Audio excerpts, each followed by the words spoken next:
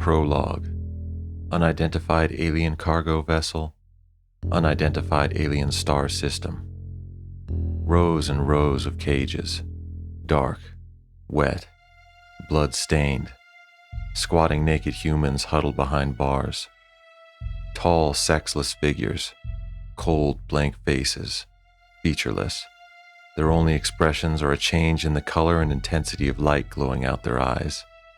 Bodies thin, wispy like a sheet, like a ghost needing no effort to move. Quick, agile, adept. They lash out at a human who's crying and already given up. They look at one another and just know, rarely speak out loud, but when they do, the syllables are gurgling electronic sounds, an exchange of data with no earthly meaning. Some humans are already dead, unable to handle the changes in pressure, the mind-boggling, stomach-churning speed of travel, the stress, the beatings. They are swept out and disposed of like waste. All humans are shaved and marked across the shoulders with a laser brand, some form of identification at a glance. Humans are being dragged away, some limp, some screaming, some in piles. Sometimes objects appear to be floating. Sometimes the aliens don't appear to move physically but shift in a blink, teleporting from here to there. Nothing makes sense to a human. Nothing except the pain and suffering. One man. Yes, it's a man. Hard to tell since they all look the same in this sorry state. But this one man, he's huddled in his little cage, hands burnt because he grabbed the laser bars, didn't know what the hell they were, doesn't understand this alien technology, never tasted the fear of being locked in a cage by some other dominant life form. He's crying to himself but hardly perceives it. His suffering means nothing. These things are too fast, too strong, have weapons and technology he can't begin to understand. They're far too evolved. To them, the humans must seem like chickens or cows from our perspective. Slow, dumb, and useless. Ignorant flesh hoarded into cages and treated without mercy. But why are they doing this? The man wonders to himself. The aliens attacked without warning. Destroyed all electronic infrastructure on Earth, Luna, Mars, all their space stations, all their progress, all their achievements of time and labor. He was with his family on Mars when they heard brief news of catastrophe on Earth. Then they lost contact. Then they lost everything. There wasn't time for rebellion. Before they had time to think, the slaughter was upon them. Their eyes and minds could barely perceive the aliens. It was less an army of beings as it was a force of pure destruction and calamity. Vessels appeared like storm clouds, like nightfall, besieged like the wind blowing in from nowhere. The aliens were like apparitions from a nightmare, like a glitch in a computer program, ignoring the understood knowledge of physics and possibility. People were dying, disappearing, filling with holes, bleeding, choking, vomiting. And these alien things, they didn't discriminate. They had no consideration when rounding people up, a vacuum sucking up a mess. They swept up his family like garbage, dragged them off, herded them into cages. His wife and kids were screaming and being dragged somewhere else, reaching out the bars for him, screaming for him to help. But there was nothing he could do. They disappeared into the madness, drowned out by the other screaming, drowned out by his own screaming. The fear and panic gave way to helplessness, impending doom and denial. He was dragged along like a sack of trash, shaved, disinfected, violated, tagged, shoved into a cage, all the while begging to be with his family, groveling, praying to these new gods for forgiveness, offering himself to save his family, offering others to save himself, just like everyone else. Now he's here, squatting because there ain't enough room to stand or sit, sobbing, covering his head, waiting to die. just like everyone else. He shits and pisses in the cage. The warmth is welcome. He doesn't notice the smell. He feels no shame. Suddenly, out of the steady drone of hyperspeed travel, the whole place starts shaking. Hands reach for bars to steady themselves. Cries and sobs rise. The walls are closing in. They're going to be crushed, like garbage, packed and canned like processed meat. All the cages are being shoved together. Front and back and side to side, humans are reaching for their missing hope or salvation, for one another, for help or comfort, feeling their existence slip away, like color washing out of an image, the image of your family becoming blank faces, becoming a feeling of loss, becoming a stabbing ache in your heart. They plead and moan for the only thing they haven't yet been stripped of, this life, this flesh, all the while shivering at the touch of N's cold hand already, being devoured by the shadow of its indiscriminate gaze, until the pathetic truth pouring from their soul is that of sweet, delicious, merciful death. But death doesn't come so easy. Once all the cages are packed together and neatly aligned, they start to move again. The man, yes, the same man, hard to tell. He notices a change in pressure, or change in something. Whatever it is tells him they're somewhere else. This isn't the same room. Somehow it feels like outside. He doesn't know if that's good or bad, or if it only spells a different kind of death. The air is foul, dense, and dry. He can't see anything but cages. Endless depths of cages and other human bodies. The screams, the machinery, the alien gurgles. The suspense is intolerable. His whole life exists in a vacuum, like time holding its breath. It's worse than the same putrid hell. A new hell, new unexpected terrors, waiting for the worst to arrive. But he supposes it's all the same strange, unplaceable terror at this point. He's still waiting to die just like before. Dying is probably the best thing that's going to happen to him. It's the waiting that causes so much grief. As he listens to the screams and moans, he realizes for once his voice is not among them.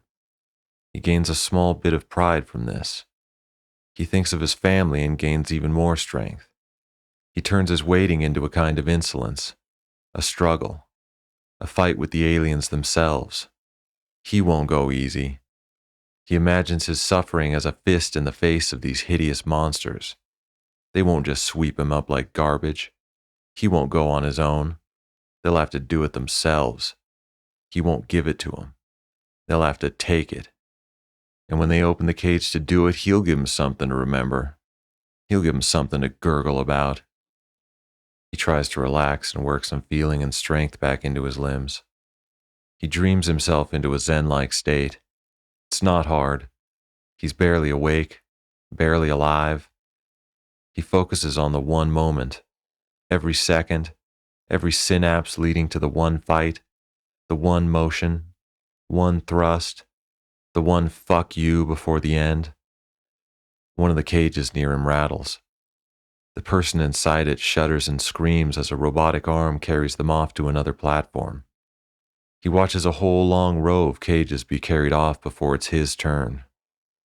Now he gets picked up by the arm and suddenly he's filled with a hollow dread. His stoic bravery is slipping away. He's missed his chance. His zen is for nothing. He's heading towards a sterile, faceless death and there's nothing he can do about it. He's going to be crushed and discarded, burned to ashes, fed or absorbed into some even more monstrous alien. He can imagine no other possible outcome but an impotent, meaningless death, a number adding to the body count, nothing adding to more nothing. He holds his breath, pinches his eyes shut tight, promises himself he won't make a sad, shameful mockery of his passing. He'll die like a monk with his family watching. He will not fear. He will not fear. Through the eternal waiting, And when he can't take it any longer, he opens his eyes, and there's an alien staring at him through the bars. He gasps and jumps back, instinctively kicks at the lasers, burns himself, spits at the alien, but even that evaporates at the lasers. The alien stares at him unflinching, gurgles something, eyes glowing, and then, like snapping his fingers, the laser bars disappear. The man would have shit himself if he had anything left. And this is it. The alien is going to kill him, eat him. He remembers his plan. He remembers his family. He waits for the alien to make a move and put itself within range. The alien gurgles again, eyes blue and black and pink, and then it walks away. The man is still frozen in his cage. Is it a trick? A challenge? He looks around. None of the other cages have been unlocked, only his. The alien turns back to him. They both wait for something to happen. But the man shouldn't have waited. The alien is out of reach and raising its hand slowly. The same hand that unlocked the lasers with a snap. It aims 2 fingers at him like a gun. The man ducks. A second becomes a lifetime. But the alien doesn't shoot. Doesn't vaporize him with some spell or simple motion. It just opens its palm in a welcome gesture. The man is even more confused. He waits to be crushed in the outstretched alien palm. He gears himself up to charge out and pounce on the creature, bite it, go for the eyes. In his desperate state, he almost believes he can do some damage. But before he can do anything, the alien speaks. It opens its mouth, and in the sickest, eeriest voice he's ever heard, the alien actually sings a song, recites a little rhyme, mocking him. What the hell is it again? That little kid's song humans sing to teach the notes of the major scale. Do, re, mi, fa, sol, la, ti, do. The alien sings. Doesn't quite say the words, just the pitches. The man is no singer, but he's human, so the sound is familiar. They teach it in schools. Every human knows how to read and write music, play at least one instrument at an advanced level. It's what separates us from the machines and their infernal MIDI. He scrambles out of the cage. Wait, managing his first words in a long time. He coughs blood and phlegm. Do I follow you? The alien turns and leaves, picks up the pace and ducks around a corner. The man doesn't know what to do. He's paralyzed by confusion and fear, but he's free. But is he really? He's out of the cage, but what does he do now? He hasn't considered the possibility of being out without the aliens beating him or dragging him around by a collar. He doesn't know what to do. Other people are calling out to him, shouting for him to help. He rushes to the nearest cage to let them out, but of course he just burns himself. The person goes on screaming and cussing at him to do something. He says, "I'll be right back. I'll go get help." But the person refuses to accept this and keeps banging and screaming at him like he's an asshole. He's leaving them to die. This is his fault. But there's nothing he can do.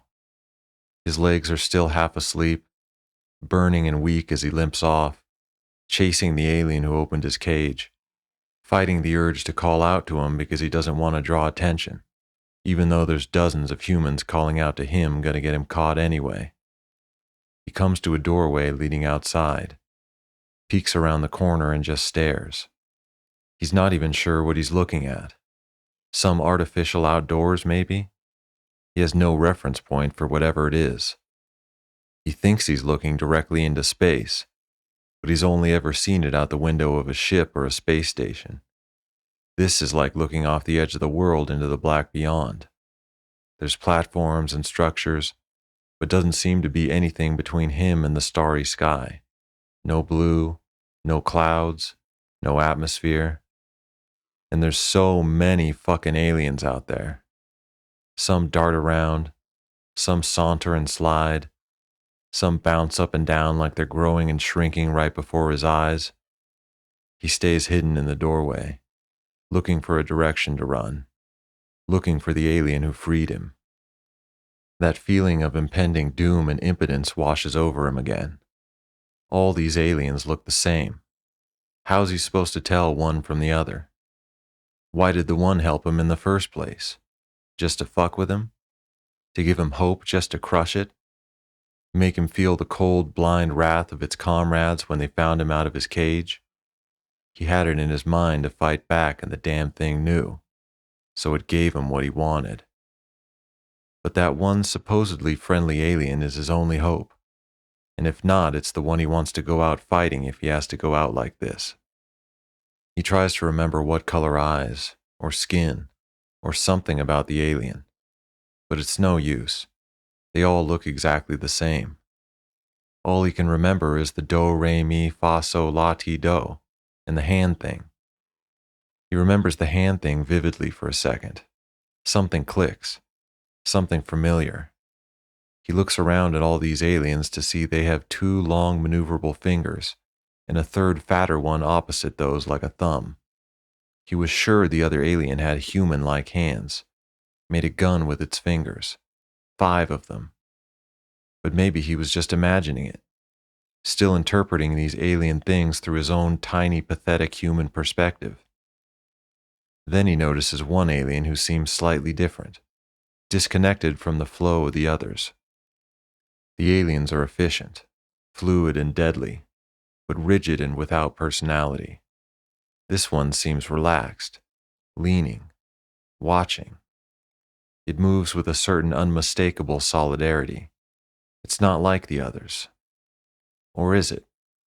Is his mind playing tricks on him again? A loud noise makes him duck back into the doorway. After a second or two, he peeks out again and sees the slightly different alien leaning against the wall, doing something with lights on a panel behind its back. Human hands. It looks like it from a distance anyway. It's hard to make out, but the human eye picks up on these familiar things much easier when surrounded by so much it doesn't understand. This particular alien's hands are like a beacon in the night. This alien, or whatever it is, knows it's being watched and turns straight to him. Its face changes from many colors, eyes swimming, searching, scanning in all directions, at all depths, to a single focused red like setting its gaze on him. The red eye begins to pulsate. The man ducks back, but when he checks again, the alien is still watching him with that red pulsating eye. It flashes and throbs, on, off, red, black. Then it flashes to yellow, then bright green. It flashes green twice before straightening up, feigning a rigid strangeness like the others as it puts its hands together under long wispy sleeves and slides away. An alarm goes off, deep, bellowing, and sudden. The gurgling of aliens bubbles up. A million eyes turn and flash in his direction. The frantic shouts of humans escaping cages roars behind him. The aliens are already bolting towards him. He ducks back inside just as a herd of humans comes running past, blind to any attempt at subtlety, naked and terrified, desperately hurtling towards their only glimpse of freedom. He knows it's suicide to run right at the aliens, but he has no choice. He's swept up in the crowd and there's no going back. He fights and shoves his way to the edge of the pack, standing up tall to see over heads to where he remembers the alien with human hands slipping off to. The others are frantic. He slows to let them take off ahead, using them as cover, fodder. He wishes it wasn't so, but he's not going to convince them to calm down and get organized. In a situation like this, there is no remorse. There is only life and death. If they get themselves killed, he's sorry, but he's not responsible. He keeps low and hurries to the building where he saw the alien with human hands, turns the corner and thinks he spots it, hands in its sleeves, sauntering away with a different stride instead of rushing towards the alarm. "Hey! Hey!" he tries to whisper, but it comes out as a cough and a shout. The alien picks up the pace. He feels his chances slipping away. He starts calling out loud, yelling to hear himself over the panic all around. Soon he's waving and screaming, making himself a target like all the other idiots. In a blink, two aliens dart in front of the one with the long sleeves. It stops and seems to address them. Caught up in the chaos and hopes of freedom, the frantic man senses fear so distantly that he actually runs right up to it, touches its shoulder, tries to speak or ask or explain or beg, but he doesn't get the chance. A collar appears around his throat, and as fast as the two aliens appeared, suddenly he's hanging in the air by his neck, trapped and choking. And so is the alien who let him out of the cage. The other two are gurgling low machine sounds at him, like a massive computer processing ages of information in one deep, swift stroke. Subtitles. Why does this one relinquish its duty? And why is its networking chip inactive? The helpful alien hangs by its neck, says, This one's chip has malfunctioned. Heading to maintenance bay for repairs. It does not squirm or reach for the collar. The human, on the other hand, is prying at his neck and struggling for breath, trying desperately to touch his toes to the ground. Its networking chip is fully functional. No signs of damage or data read-write failure. The other alien states in disagreement. This one apologizes if it has erred. It is not fully interfaced with the network. Self-diagnostic functions cannot exceed 23.2999%. Energy levels critical. Probable cause of disconnect. Certain major systems have been deactivated to preserve vital memory and necessary organic functions.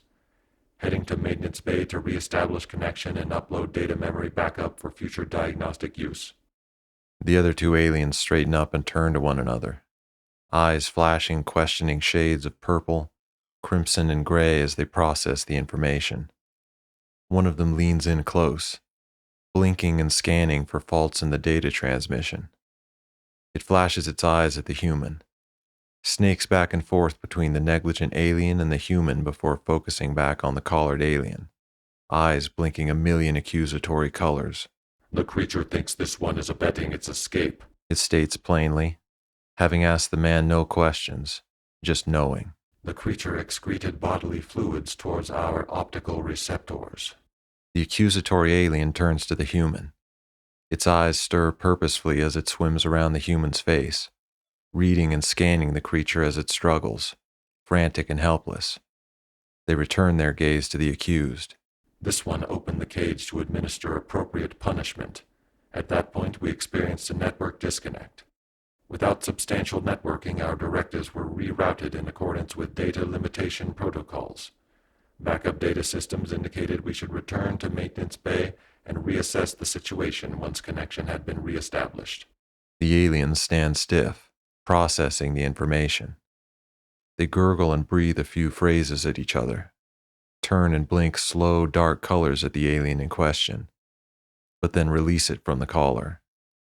It drops to its feet without a hint of pain or discomfort, having never relinquished its posture. Proceed to maintenance bay, they state in agreement. This one is relinquished from its duties for the present moment. However, according to protocols, it is to complete its initial directives once network connection is restored. Punish the creature until suitably docile. Then return to Captivity Unit 10-0550. Affirmative. The alien agrees, as the others dart away to deal with the rest of the escaped creatures, leaving this one suspended in the air by a digital collar, an apparently digital manifestation in the physical world. The alien with the human hands flares red and orange eyes at the human creature, then yanks at an invisible cord like pulling the slack on a leash. The man feels the tug and gets dragged along, bobbing in the air and barely scraping his toes to the ground. It's painful, but it is enough to catch his breath and keep from suffocating. He obviously didn't catch any of the alien's conversation. Even if he did, he wouldn't know whether to be relieved or if this is just one of the worse-than-death scenarios he's envisioned so many times. Still, he can't stop feeling that this particular alien contains some semblance of empathy or humanity. It stands out amidst all the unfathomable strangeness. He wants to believe, but then again, what the hell does he know about being human anymore? It's been so long since he's felt human. He's been used and beaten like a piece of meat for so long. Does that word actually mean anything anymore? Human? Or does it mean garbage? Skin and meat? He can't possibly come to a conclusion, but decides whatever's happening isn't up to him anymore. He found his way to the alien that let him out of the cage. It's not the stoic blaze of glory he'd hoped for, but it feels like a victory somehow. It feels like the greatest victory he's ever achieved. At the same time, it feels like nothing, the most pointless struggle. All he can do now is just hate the moments the collar doesn't completely choke his breathing, a little less than when it does. Naked, battered, alone, empty, questioning the existence of purpose and soul, choked and dragged along by an alien beyond the evolution of his simple species, on a space station beyond the comprehension of his greatest scientists, in a solar system beyond the scope of Earth's view, however many light years away from home, his life, his simple little passions and pleasures, all the things he thought mattered, all the things that did matter, that made us human, gone. In the year 21XX, mankind made its first contact with alien life forms. The aliens did not come to make allies, explore the curiosities of the universe, or share their knowledge. They simply invaded. Far superior in physical and technological strength, they overwhelmed mankind instantly, destroying all human social, technological, and biological infrastructure across 3 colonized planets and 5 mega space stations, all in the matter of Earth hours. Resistance has been futile, but persistent. The humans are dumb and weak, but realize there is no option but to fight, or submit to their destruction. Any attempt at peaceful surrender or reasoning have been met with the same brutal treatment. The aliens have made no attempt to communicate one way or another, only kill and capture. At the end of the proxy wars in 20XX, mankind enjoyed peace and general but slow prosperity. Much of their population had dwindled, and almost all their information databases had been destroyed, had to be rebuilt, rethought. But we persevered and moved forward, as humans always have. No one would have guessed during this prosperous time that our species' most desperate struggle loomed. Long after we'd made nuclear peace following the Cold War era, bioweapon peace after the Red Death epidemic, and even survived the battle with self-aware AIs during the proxy wars, we'd no idea mankind would, less than a full century later, battle its greatest threat, a period which came to be known in universal history as the Extinction era.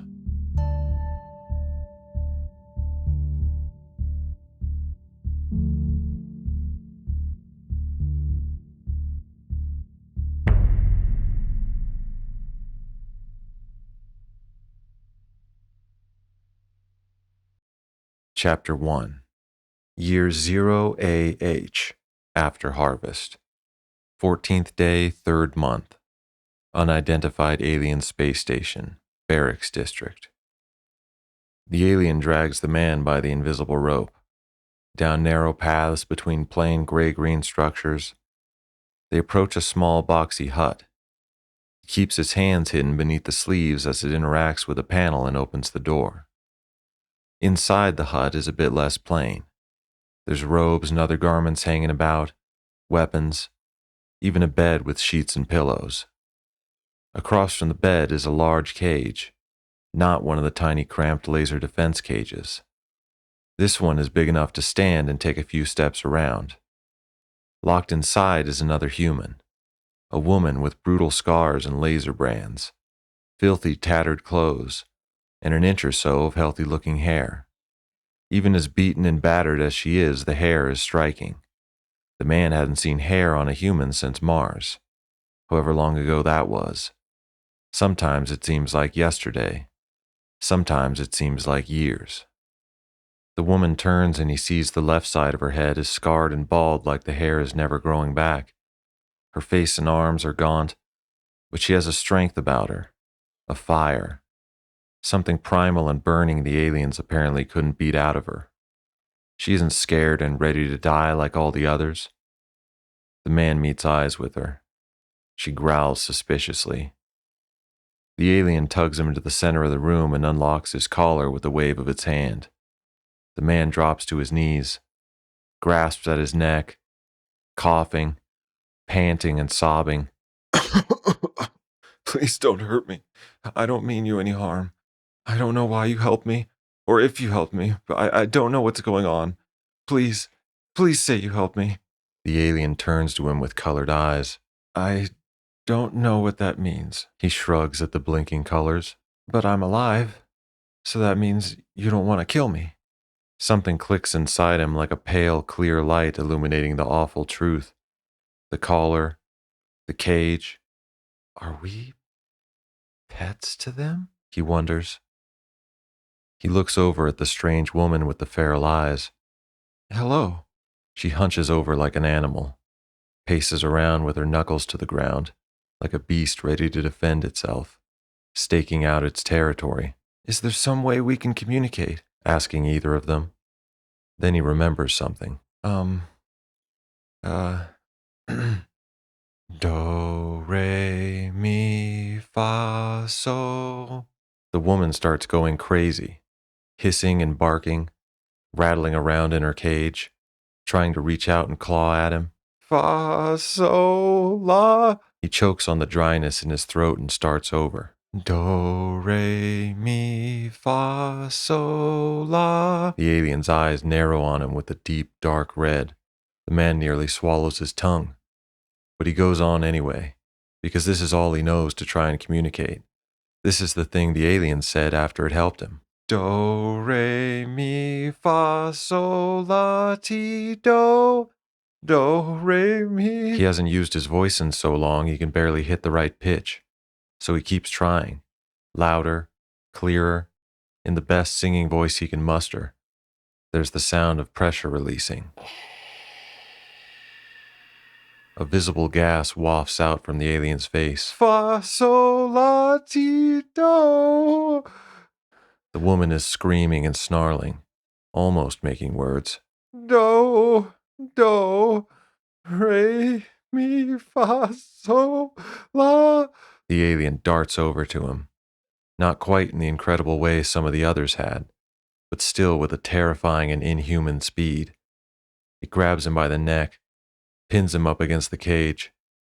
The woman starts scratching and punching him, covers his mouth with her palm, screams and spits in his ear. The alien's eyes read a pattern of colors, an intricate blinking jumble of meaning he can't interpret. The creature's skin hisses and steams as it peels back from the alien's face. The man screams into the woman's palm, feels like he's gonna puke at the sight of this strange species opening up its mouth, pulling its face back over its skull. He closes his eyes and starts to cry, both muffled and spurned on by the woman, who's digging her knuckles into his side as she's covering his mouth. But the alien doesn't eat him or step out of its skin, doesn't reveal some tongue and second mandibles inside the bigger mouth. The alien is a man in some kind of suit or exoskeleton. Through the steam and mist, we see a face as brutal and scarred as the woman's. Deep, dark wounds already healed but never the same. Furrows and lines from the salty winds of time and conflict beating his face. Folds and marks from jamming himself into the mask. He isn't gaunt or scared or broken. He isn't out of his mind like the woman.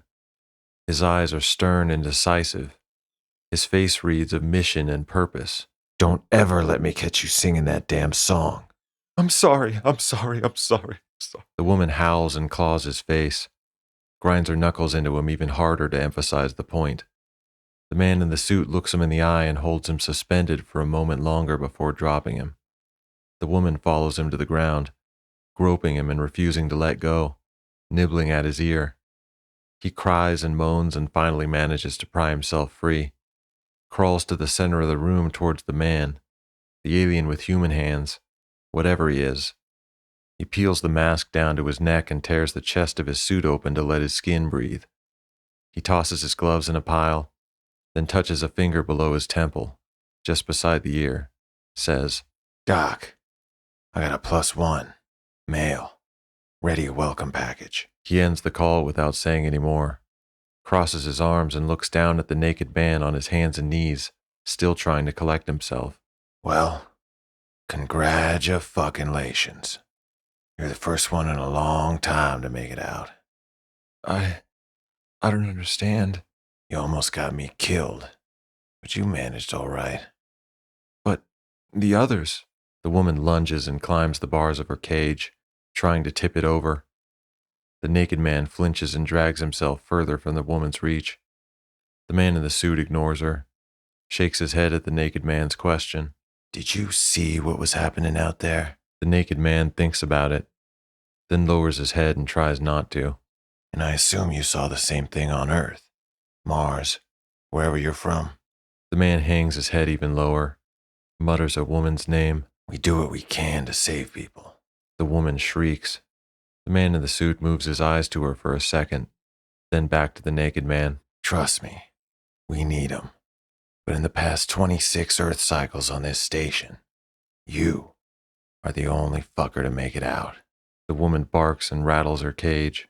She was the last.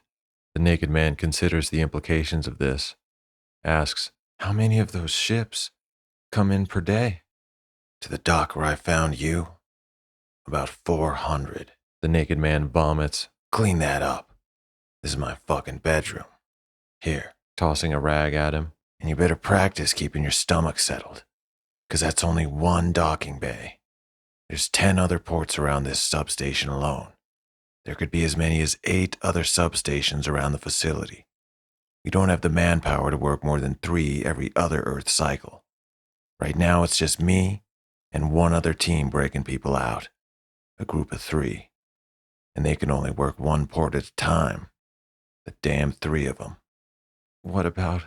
He glances at the crazy woman who still hasn't let up. Is there anyone else? There's 3 others in the dungeon.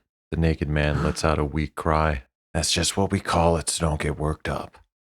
It's dark, dank, smells like blood and shit, so I'd rather not call it home. There's 3 more down there, the team of 3 I mentioned. You, me, and her. Motioning to the woman in the cage. The naked man starts to cry. There may be other small outfits scattered around the station, but we haven't come into contact with any. This is a huge facility, close to 100 miles from what I can tell. And that mask? I thought you were one of the aliens for sure. Optical camouflage. It's more of a projection onto a mask than a mask. Pretty primitive design, but good enough to fool the frogs. For now. Our engineer can only work with the materials we have, and even then she doesn't know how to use it all. This alien tech is hard to crack. They're millennia ahead of us in terms of technology. It was hard enough just to scrape this together. Beating his fist against the belly of his suit. It ain't comfortable, but it has to be a certain kind of alloy to match the alien gear, plus a layer of thermal proofing. Thermal? Yeah, they detect heat signatures. The naked man shakes his head, bewildered, thinking about the aliens. Their eyes. It's like they're looking inside you. Yep. It's like they can read your mind. No, not quite. Not a human's mind, anyway. But they read just about everything else. What do you mean? Sweat, heart rate, retinal movement, genital arousal. Genitals? Everything. And they use that to determine what you know or don't, to a certain degree anyway. That's why the mask and the suit have to be up to a certain standard. We can't just look like them. One look from them is like an elephant's sense of smell multiplied by 1,000,000. But what about... That's enough questions for now. A starving naked man shouldn't have so many questions. Oh, looking down at himself, remembering to wipe up the rest of his puke. You have more immediate concerns. Yeah, I guess. Starting to feel lightheaded, the adrenaline finally wearing off. You can walk? You were running before. Feeling the adrenaline wearing off, though? What? Wait, can you? Shut up. Smoke this. Tossing something at him. He fumbles to pick up the pillbox. It's a refined medicinal oil from the aliens. There's other ways to administer it. This always worked best for me. Lighting one up and taking a puff. Just smoke it. One of these will perk you up for at least an hour, even if you have no energy left. And it's safe for humans? It's what they use on humans. They tend not to kill you unless it's absolutely necessary. They just beat you till you feel dead and heal you up with this. Blowing smoke. Come on, I'll take you down to the dungeon. They'll have clothes and food for you there. A place to sleep. After the alien weed wears off, you'll probably be out for a full cycle. Did you just say? Examining the medicine. A cycle here seems to be about 2.5 Earth days. We had to count the seconds as we remember them in our heads, document the minutes and hours, start our own clocks again. What? Quaint, huh? Sure as hell wasn't me did the counting. Earth time doesn't do us much good here, but it's a reference point we feel the need to use. Just be glad we figured it out before you got here. It'll help you get adjusted. Does anyone know what's actually going on? Why did the aliens attack? What are they doing with all these people? The man says nothing one way or the other. Come on, kid. I'm sure the others will fill you in more. But food and rest are what you need, not more information. You barely processed what's happened up to now. Yeah, I guess you're right. I am starting to feel a little better, though.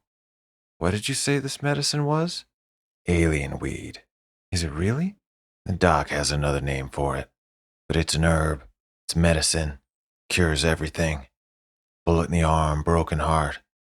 Plus it gets you high. It's weed. You mean marijuana? Bred and honed to absolute perfection. Blowing out a thick, luxurious cloud of smoke. The high is so clean. The taste is so full and crisp. It's like smoking virgin pussy. Whoa. The naked man takes a rip and almost falls down. Hey, be careful with that.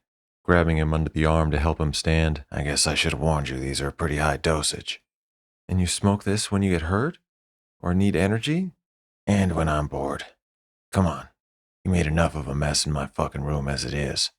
I already have to clean up after that one. Glaring at the crazy woman, who for once is quiet. She's sitting on a bucket staring the other direction, maybe in the middle of doing something he'll have to clean up later. He helps the man across the room, operates a panel with a motion of his hand to open a hatch in the floor. The woman turns back and glares at him as he leaves. He puckers his lips and blows smoke rings at her. She growls and spits out the cage at him as they head down the passageway to the dungeon. When he gets to the dungeon, he is so fucking high. Everything is so bright. Everyone's voice is so clear. He meets the others. They're friendly, but mostly they talk about him and not to him.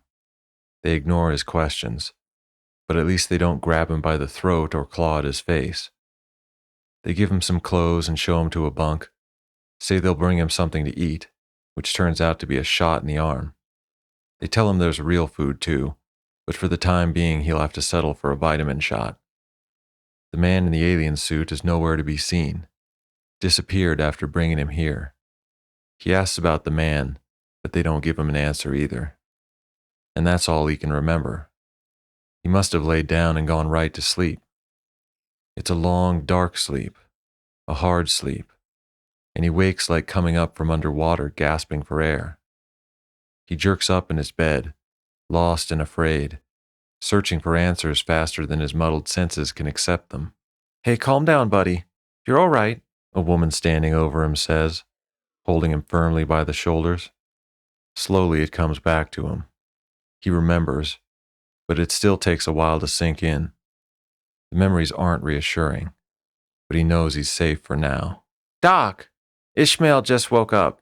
He remembers the woman's face, but not her name. He remembers her distinctly. He might have dreamed about her. She has orange hair, and it's longer than anyone else's he's seen. It actually looks kind of pretty, styled and trimmed. The doctor comes into the room, a dark man with a beard, an inch or so long, same as the hair on the sides of his head.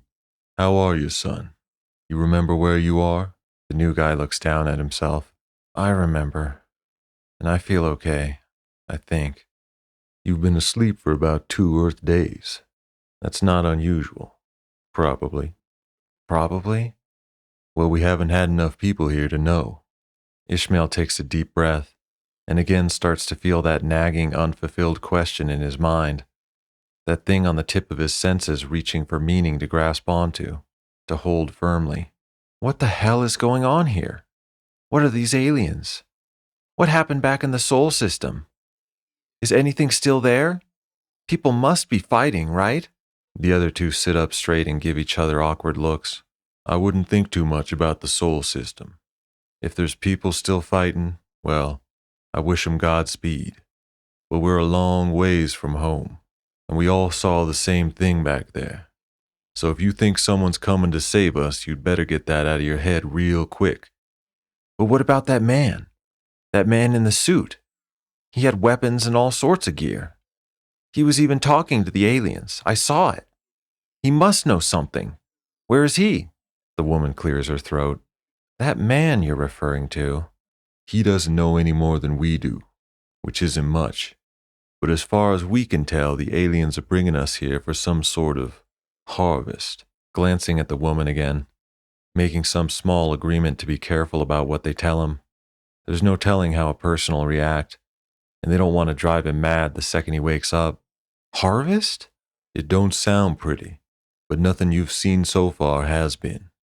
Okay, but when you say harvest, do you mean for... He hesitates to say, and the doc cuts in before he can speculate.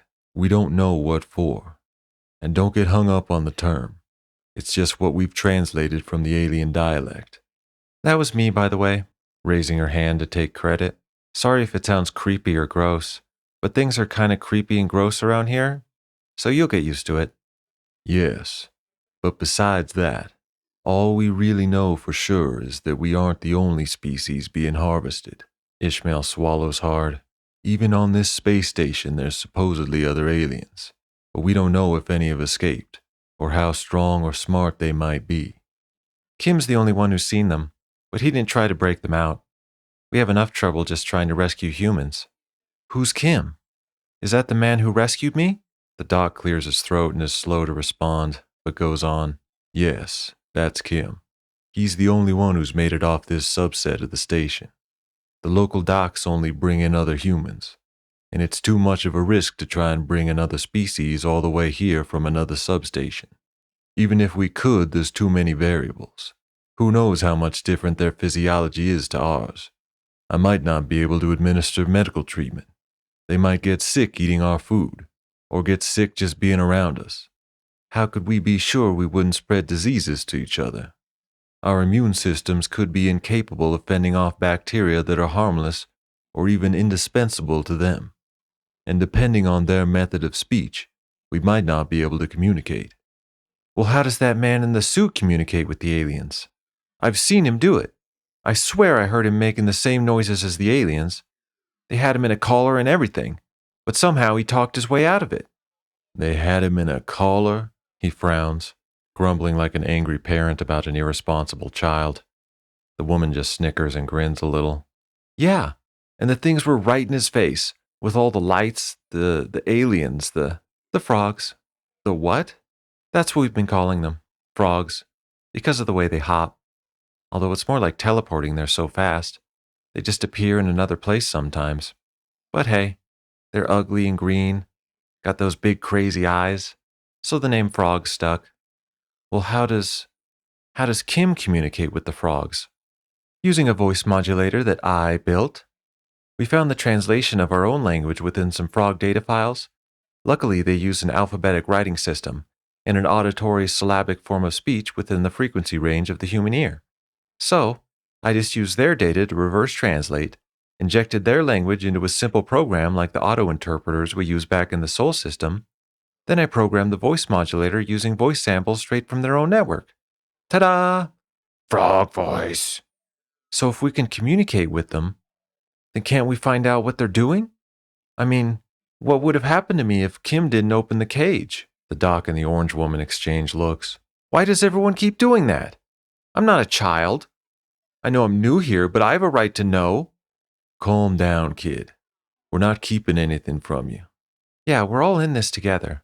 We've all been exactly where you are now, and believe me, the answers ain't that easy. The longer you're here, the more you'll realize it's not about answers. It's about solutions. It's about finding a way to the solutions, like a puzzle. We're all looking at this big jumbled mess trying to put it together, and you keep asking us to explain what the big picture is, but we don't fucking know either. That sums it up pretty well. Thank you, Mary. Right now, the main problem we're dealing with is finding a way to the solutions, how to learn more. So far, I'm the only one versed in any kind of technological science. She cocks her head and extends an open palm towards Ishmael, waiting for him to announce his own scientific expertise. But he doesn't, so she shrugs and goes on. Like I said, when it comes to mining their network for usable data, it's just me. And when I do find something, I usually end up lost and alone in some go-between realm that isn't humanity or Frogland. It's a scary place to be. It's like all the thoughts you had pissing yourself in that cage times 90 billion. It's enough to make your head explode. Then you got brains all over the floor, so you shove it back in your head and keep working. But that's not doing you any good, because after dancing the froggy limbo, your thoughts are nothing but a festering pile of mush echoing the same nonsensical drone back and forth inside your skull because you can't find a reference point to figure out which way is up or down. Scolding herself, banging her head like it hurts right now. Then you go numb. Then you feel all your emotions super intense. Then you go numb again. You cry, you sleep, you cry. And when you can't do either anymore, you just stare at the fucking walls until Kim or the doc comes in here and shames you into working again. Ishmael frowns and turns to the doc, who just crosses his arms and shrugs like, you're the one who asked. Anywho, take the harvest for example. We don't know what the hell it is because we don't have a reference point. Reference point! She shouts at herself, then goes on again like it was nothing. It could mean anything from dinner to victory, ritual sacrifice, sublimation, even orgy. I just chose the word harvest because it sounds the most disgusting and diabolical. Well, I guess a frog orgy would be the most diabolical thing mankind has ever witnessed, but we don't want to call it the orgy. Mary, reminding her to stay on track. Doc doesn't like my name sometimes, but I'm the one who discovers the stuff, so that means Mary. Right, she agrees and gets back to the point. So whatever they're doing, it seems they've got some mega powerful energy source at the center of the station where all organic life is being funneled. They take massive populations of humans, or whoever, to some structure at the center of the station, and the energy source seems to flare up and become more powerful.